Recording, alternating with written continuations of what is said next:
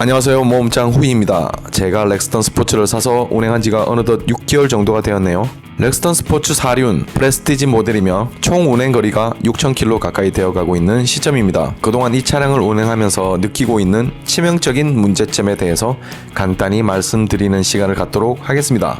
말씀드리기 전에 이 차량이나 쌍용 자동차에 대한 어떠한 악감정을 가지고 영상을 만들지 않았다는 점을 강조드립니다. 단지 차량을 운행하면서 개인적으로 겪고 있는 문제점 몇 가지를 말씀드리고자 함을 밝힙니다. 자, 그럼 시작할까요?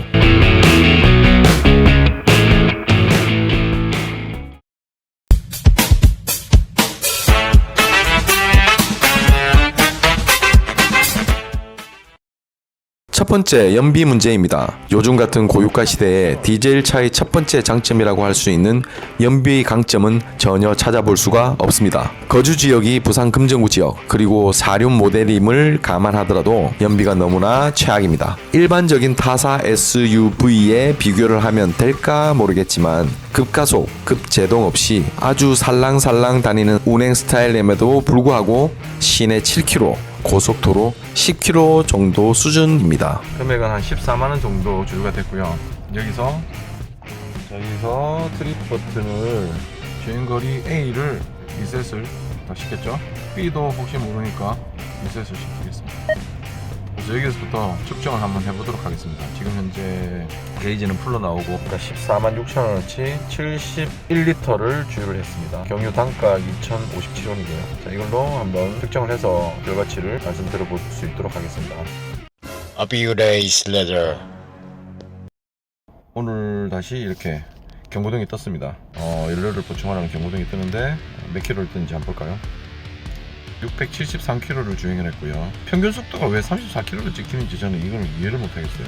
고속도로를 거의 주행을 했는데 평균 속도가 34km로 왜 나오는지 이건 잘 모르겠고요.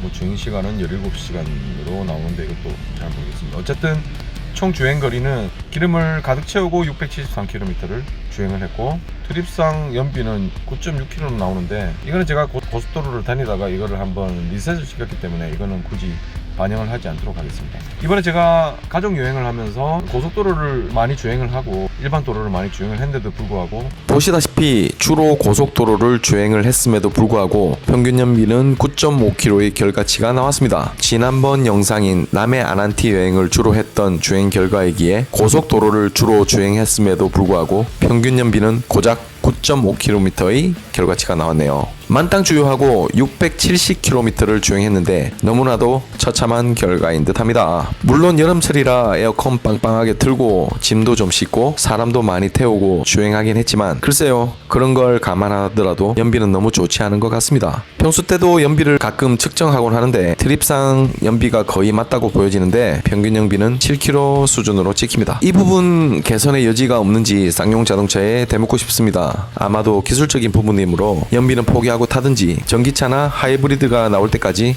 기다려야 할 것 같네요. 다음은 핸들 떨림 그리고 하부 잔진동 문제입니다. 이 영상을 한번 보실까요? 예를 들면 이런 데를 딱 지나가면 이렇게 핸들이 이런 식으로 떨립니다. 진동이 두두두두.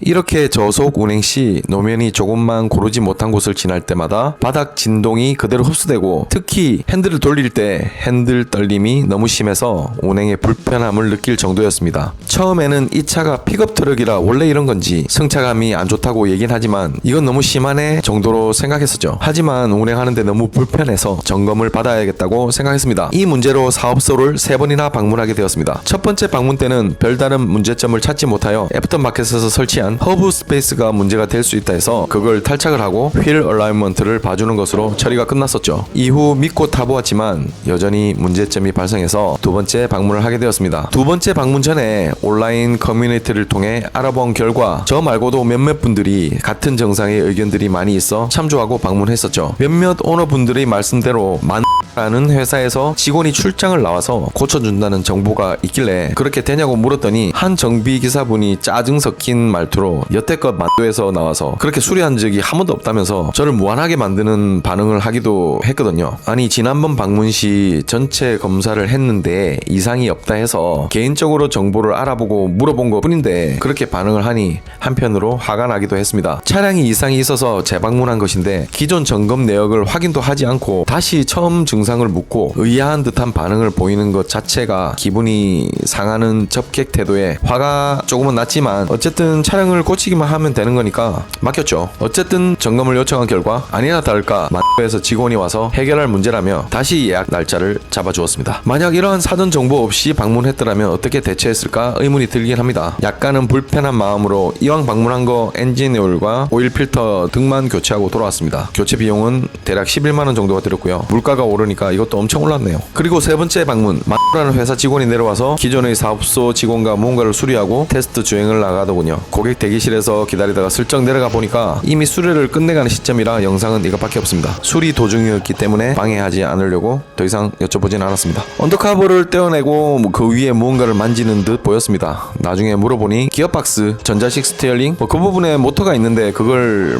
조절했다고 하는데 글쎄요, 정확하게 어디가 문제인지는 모르겠습니다. 아마도 이번 렉스턴 스포츠의 전자식 파워 스티어링을 처음 접목하다 보니 문제가 생기는 듯 하네요. 상세한 설명을 해봐도 나 같은 일반인은 못 알아들을 것 같아서 대충 설명을 하는 듯하고 고쳤으니 가라고 차를 내어주는 느낌이었습니다. 기분이 썩 좋지는 않았습니다. 조금만 친절했음 하는 서비스 센터에 대한 바람도 다시 한번 말씀드리고 싶네요. 지금 세 번째 방문 후 이틀 정도 주행 중인데 통통 튀는 느낌은 어쩔 수 없는 것 같고 일단은 핸들 떨림은 확 줄어들었습니다. 확실히 문제가 있었던 것으로 보입니다. 아마도 만도라는 회사가 그 부품을 조달한 것 같은데 기술적인 부분이나 아니면 다른 비밀스러운 부분이 있는 것인지 그 멀리서 직원이 직접 내려와서 수리를 하네요. 큰 문제는 아닌 듯한데 글쎄요, 왜 그럴까요? 오프로드 사이드 스텝은 비 오는 날 빈 파이프 소리가 들리니 놀라지 마세요. 이것도 처음에 바닥에 무언가 부딪히거나 끼인 줄 알고 알아보니 원래 오프로드 사이드 스텝에서 나는 소리니 적응하고 타라고 하더군요. 그 외 있잖아요, 플라스틱 빈 파이프에 물이 부딪히면 나는 소리, 그런 소리가 납니다. 그 밖에 가니쉬가 떨어져서 새 것으로 무상 교체 받았고요. 그냥 본드로 붙여달라고 했더니 무상으로 교체해야 한다고 하더라고요. 뒤트렁크에 문이 열리면 문 열린 경고등 하나 정도는 있었으면 어떨까 합니다. 뒤트렁크 문이 열린 줄 모르고 후진하다가 벽에 살짝 박기도 했습니다. 선글라스 박스가 없는 건 여전히 불편합니다. 선글라스가 컵 홀더에서 먼지가 쌓여 돌아다니고 있습니다. 안전벨트 경고음이 가끔씩 이상 반응을 일으키고 도어락이 가끔씩 작동하지 않는 건 크게 불편한 건 아니니까 그냥 넘어갑니다. 그리고 최근에는 클러스트, 즉 계기판 화면이 주행 중에 꺼지기도 합니다. 너무 당황스럽고 위험하게 느껴지더군요. 또다시 사업소를 급하게 방문하니 지금 그 증상과 관련하여 프로그램 업데이트 예정 중에 있다며 조만간 연락을 준다고 합니다. 그동안 그냥 타는 얘기인 것 같은데 일단은 계속 꺼져 있는 상태는 아니므로 업데이트 연락 올 때까지 타기로 합니다. 이런 사소한 것 빼고는 제 생활에 가장 적합해서 구매한 차량이니 그만큼 포기할 건 포기하고 좋은 점만 생각하며 타고 있습니다. 이 밖에는 큰 문제랄까요? 없는 것 같네요. 한 가지 멘트를 추가한다면 사륜 구동 옵션 한 번도 사용하지 않고 있습니다. 제가 항상 강조드리는 점, 부산 지역 80%가 이륜을 선택한다고 하는 점, 눈이 많이 오는 지역이거나 주 운행지가 오르막이 심하거나 노지가 많거나 또는 오프로드를 즐기신 분들이 아니라면 이륜을 선택해도 충분하다고 생각이 됩니다. 많은 분들이 마치 사륜을 무조건적인 옵션이라고 광기 어린 말씀을 하시는데 개인 필요성에 의한 옵션이니까 차량 구입 비용을 아끼실 분들은 옵션에서 빼도 무방하다고 생각이 들거든요. 반드시 넣어야 할 시스템이라면 옵션이 아니었겠죠. 그렇다면 우리나라에서 가장 많이 팔리고 있는 1톤 트럭부터가 사륜으로 만들어야 하지 않을까요? 제 개인적인 생각이니 구매하실 분들 참고하시고 선택하시기 바랍니다. 자, 유일무이한 국내산 픽업 트럭이니 선택의 여지가 충분치 않았고 다른 수입산 픽업 트럭보다 낫다고 판단되었기 때문에 선택한 차량인 만큼 아직까지는 만족하고 운행 중에 있습니다. 혹시나 차량을 구매하실 분들께 도움되는 영상이었길 진심으로 바라봅니다. 그럼 마치겠습니다. 모험장 후기였습니다. 감사합니다.